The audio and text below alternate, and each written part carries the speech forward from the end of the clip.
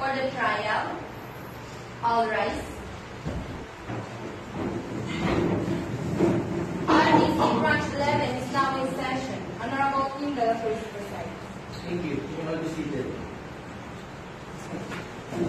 Call the case. The court is now in session.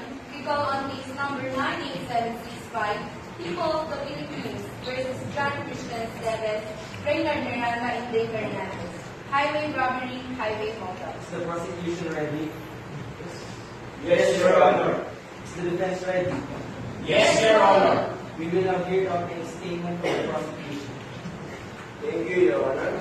Accused James Esteves, Reynard Miranda, and Dave Hernandez rode on the bus line armed with a handgun and death-related weapon with the intent to gain and taking the passengers by surprise, did then and there willfully, unlawfully, and religiously took away all the personal properties of the passengers and occupants therein. We will prove that the accused are guilty beyond reasonable doubt. The reason we ask Your Honor, the verdict of guilty. Thank you, counsel. The defense would like to give an opening statement, or you would like to defer until the prosecution rests its case. We like to say, Your Honor, in the case of the people of the Philippines versus John Christian Esteves, Dave Hernandez, and Reynard Miranda, they were being accused of highway robbery and holdup, where in fact, they did not have any intention to gain. And the incident only transpired because of the threat given by P.O. Valdez's. The reason we ask, Your Honor, the verdict of not guilty. Thank you, counsel.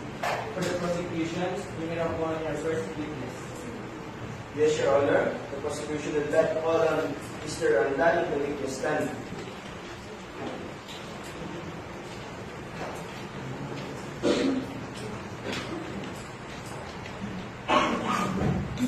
Can you please raise your right hand?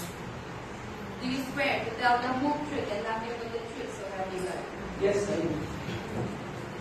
May I proceed, Your Honor? Proceed. Thank you, Your Honor. Mr. Witness. Please introduce yourself, Mr. Witness. I would like to bus driver. On September 12, around 1 a.m., where were you, Mr. Witness? I'm driving my bus from work and going on the bus.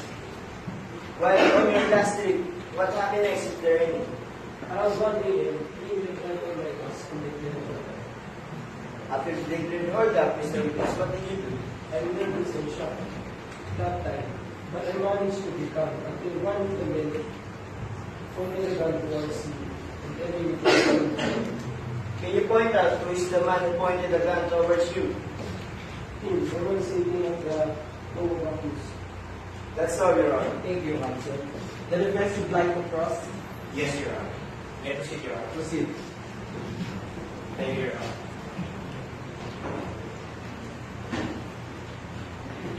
Mr. Witness, are there lights in your bus when the time that the incident happened? Yes, sir. Dim light, right? If the light is not that bright, therefore, how are you sure that it was Miranda who pointed a gun towards you? Objection, Your Honor. Argumentative. Objection overruled. Witness, please answer. I got a hard defense to have a glass. If you remember the story, please. That's all, Your Honor. Thank you, counsel. The prosecution would like to redirect. No, Your Honor. Mr. Witness, you can go back to your seat. Thank you, Your Honor. Does the prosecution have any more witnesses to present? Yes, Your Honor. The prosecution would like to call on Mr. Sarono to witness stand.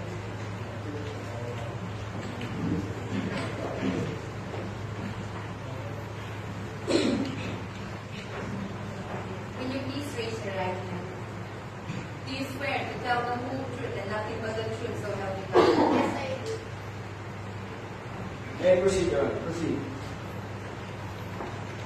Miss Witness, please introduce yourself. I'm Camille Sarauta, one of the passenger of the bus. On September 12, 1 in the midnight, where were you, Miss Witness? I'm on my way home from office. When you were on your way home, what happened next? There's any. Three men were on our bus and they were called up. Is Mr. Miranda, one of the men, entered the bus? Objection, Your Honor. The question is given. Sustain. Please rephrase the question.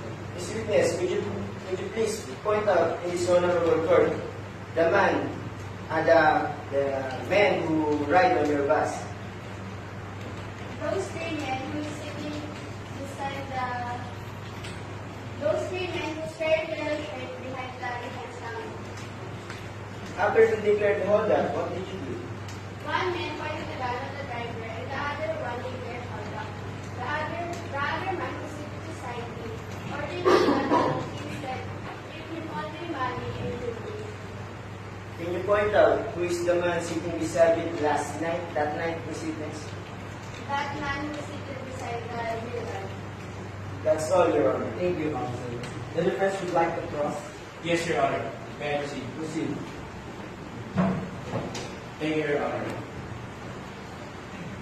Miss Witness, do you feel uneasiness or nervousness the moment that Hernandez sit beside you?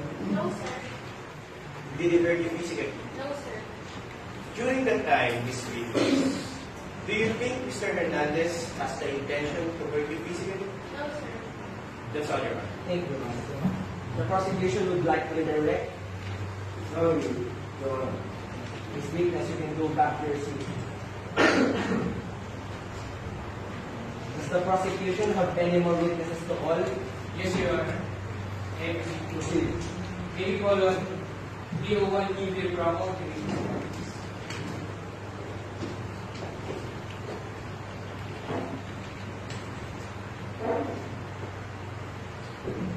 Can you please raise your right hand? Do you swear to tell the whole truth and nothing but the truth, so help you God? Yes, I do. May I proceed, Your Honor? Proceed. Thank you, Your Honor.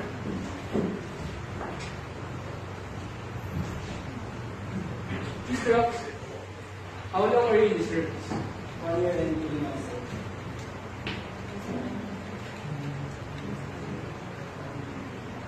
On your way home, are you still on duty? No, sir. Where were you that time? I was on my way home. Do you have any companion that time? Yes, sir. Please go on. Yes, sir. Where is your seat located? Second to the last one, sir. So, how many are the passengers of the bus, including the both of you? There are 7 passengers, sir, including me and your own yes, sir. On your way home, what happened next? There's men. Along sa Ulo Road, 3 men load the bus and they take care of me. What did you do? I remember to PA1 basis to stay put and verify if they have any more companions. And what did the holduper doing that time? Esteves, the one removing the deadly weapons, threatening the passenger, including the conductor, while Fernandez is the one collecting the items in the fare collected by the conductor, while Miranda is the one threatening the bus driver. So what did you do next after observing the current incident? At the moment, Fernandez reached out to the police officer. And what did the accused do next? They tried to run, but we catch them immediately.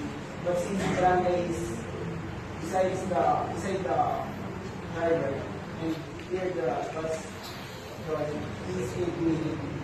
After knowing Miranda escaped, what did you do? He immediately called for backup. That's all, Your Honor. Thank you, Counsel. The defense would like to cross. Yes, Your Honor. May I proceed, Your Honor? Proceed. Thank you, Your Honor. Mr. Officer, have you stated the line of the moment you arrested my client? No, sir, but we stated it after we arrested him. That's all, Your Honor. Thank you, Counsel. The prosecution would like to redirect. No, Your Honor. Mr. Witness, you can go back to your seat. Thank you.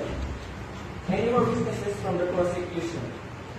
Yes, Your Honor. Yes, Your Honor. May I proceed? Proceed. May we call on P.O.3 OG Melentigre to be tested?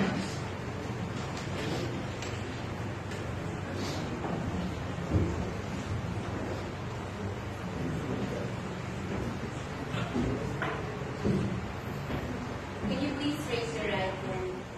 Do you swear to tell the whole truth and nothing but the truth, so help you God? Yes, I do.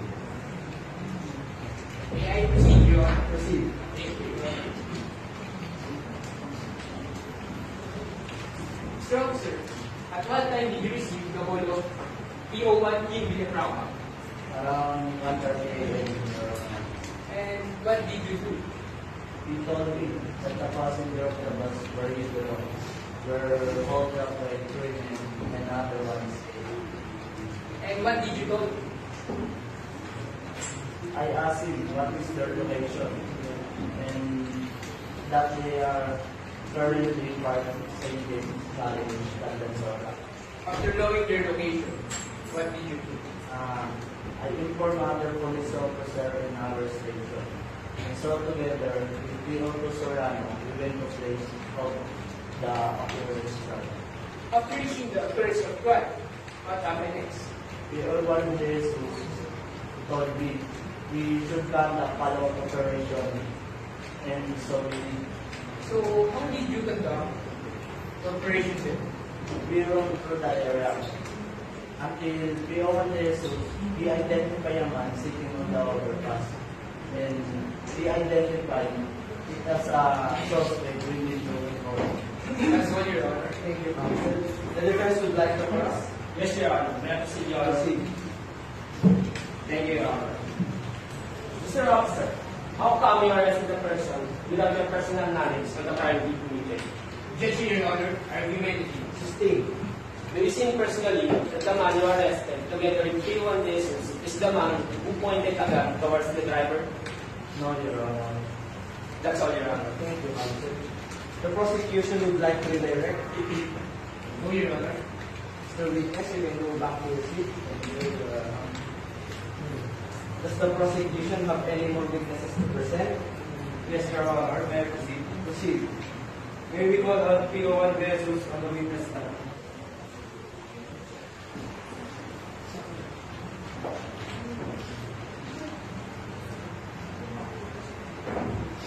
Can you please raise your right hand?